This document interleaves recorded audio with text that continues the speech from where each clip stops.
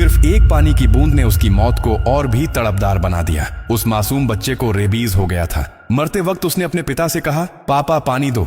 लेकिन जैसे ही उसके सामने पानी लाया गया, उसका शरीर कांपने लगा, आंखें फट गईं और गले से एक अजीब डरावनी आवाज निकली। उसने पानी को देखकर चीखना शुरू कर दिया, क्योंकि रेबीज होने पर इंसान को हाइड्रोफोबिया यानी पानी का डर लगने लगता है। यह कोई फिल्मी सीन नहीं, एक सच है, और यह सच किसी भी दिन आपके बच्चे को निगल सकता है। रेबीज कोई मामूली बीमारी नहीं, यह एक बार शरीर में आ जाए तो मौत निश्चित है, और वह भी बहुत तड़प कर। जब रेबीज वायरस नर्वस सिस्टम को अटैक करता है, दिमाग कंफ्यूज्ड होने लगता है, मसल्स टाइट होने लगती हैं, वॉइस ब्लॉक हो जाता है, और जैसे ही पेशेंट पानी देखता है, पूरी बॉडी में वायलेंट शॉक्स आने लगते हैं। हाइड्रोफोबिया की स्टेज पर इंसान कुछ बोल नहीं पाता, कुछ खा नहीं पाता, और पानी तो देखना भी टॉर्चर लगने लगता है। उसके बाद शुरू होता है पेनफुल इंतजार, मौत का। अब सबसे बड़ा सवाल, रेबीज फैलता कैसे है? ज्यादातर डॉग बाइट से, लेकिन सिर्फ काटना ही रीजन नहीं। अगर इन्फेक्टेड डॉग की सलाइवा किसी भी कट, वुंड या आंख नाक मुंह पर टच हो जाए तो वायरस अंदर पहुंच जाता है। इंडिया में जितने स्ट्रे डॉग सड़कों पर घूमते हैं,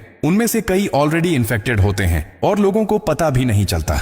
जैसे FSSAI और वेटरिनरी डॉक्टर्स कहते हैं कि ऐसे डॉग्स को पहचानना बहुत जरूरी है। अगर किसी डॉग की बॉडी ऑलमोस्ट बॉल्ड हो, मतलब स्किन साफ साफ दिख रही हो, फर ना के बराबर हो, तो ये किसी सीरियस इन्फेक्शन का साइन है जिसमें रेबीज भी शामिल हो सकता है। दूसरा मेजर साइन, अगर डॉग लगातार सिर को अप डाउन शेक कर रहा हो, जैसे वो कंट्रोल ना कर पा रहा हो, ये न्यूरोलॉजिकल डैमेज का संकेत है और ये भी रेबीज का स्ट्रॉन्ग सिम्टम है। ऐसे डॉग्स के पास भूल कर भी मत जाना। बच्चों को भी दूर रखना बहुत जरूरी है। पेरेंट्स को ये बातें जरूर पता होनी चाहिए, क्योंकि बच्चे मासूम होते हैं, उन्हें फ्रेंडली डॉग और डेंजरस डॉग का फर्क समझ नहीं आता। कई बच्चे एक्साइटमेंट में ऐसे डॉग्स के पीछे चल देते हैं या उन्हें छूने की कोशिश करते हैं, और बस यहीं एक सेकंड की छोटी मिस्टेक पूरी जिंदगी बदल देती है। रेबीज ऐसा जहर है जो इंसान को लिटरली अलाइव बर्न कर देता है। वो पेन इमेजिन भी नहीं कर सकते जो एक रेबीज पेशेंट सहता है। और भाई, ये वीडियो अपने बच्चों को जरूर दिखाना, क्योंकि रास्ते में अगर कोई डॉग बहुत पतला दिख रहा हो, वीक हो या बार बार राउंड राउंड घूम रहा हो, तो उसके पास बिल्कुल मत जाना।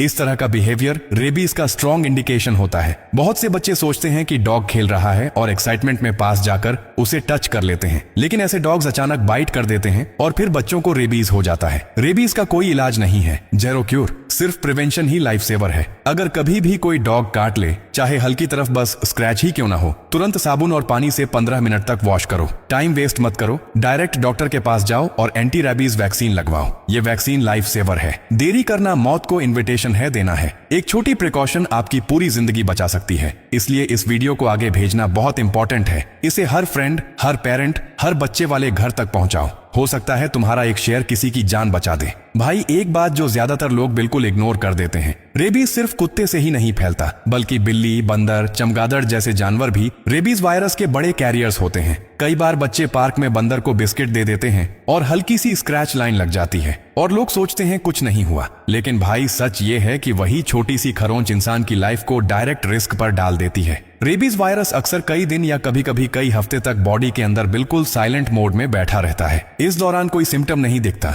लेकिन अंदर अंदर नर्वस सिस्टम पर डैमेज शुरू हो चुका होता है। और सबसे खतरनाक बात, एक बार सिम्टम्स शुरू हो गए तो no medicine, no cure, no recovery, बस पेनफुल काउंटडाउन। इसलिए भाई, किसी भी जानवर की काट या खरोंच, चाहे कितनी भी छोटी हो, उसे कभी हल्के में मत लेना। तुरंत साबुन और पानी से अच्छी तरह वॉश करो, डॉक्टर को दिखाओ और ARV वैक्सीन लगवाओ। यही एकमात्र प्रोटेक्शन है, यही असली सेफ्टी है। अगर आपको लगते हैं कि वीडियो में कुछ नया सीखने के लिए मिला, तो आप इस वीडियो को एक लाइक और शेयर कर सकते हो।